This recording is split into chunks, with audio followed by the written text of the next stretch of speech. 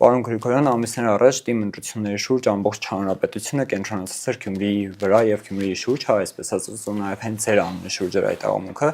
Դուք նախավերջին օրը ընտրության ասացիք, որ գիտեք թե ինչ խաղ եք խաղթում եւ ինչ կանոններ եք խախտելու, այսպես ասած, թե ինչ ձևով են ձեր ձեռքից քաղաքը տանելու։ Ինչ եք կարծում, հենց այդպես էլ եղավ, տարան քաղաքը, թե այնուամենայնիվ ընդդիմությունը տվեց։ Ուրեմն այդ հարցի հետ կապված բազմիցս խոսվել է, առիթ ունեցել եմ այդ մասին ասելու, բայց այնուամենայնիվ այն ինչ որ ես ասում էի, այն ինչ կանխատեսում որ ես ունեի, գրեթե նույնությամբ գնում է ընթացքը, այս պայմանությամբ բնականաբար քաղաքի հետ կապված հլվոր նորմալ է, պահվում է, բայց ամբողջ ընթացքը թե ինչ խնդիրների հետ ենք բախվելու, ինչ խնդիրներ ենք ունենալու, նույնությամբ այն ինչ որ կանխատեսում էի, այդպես է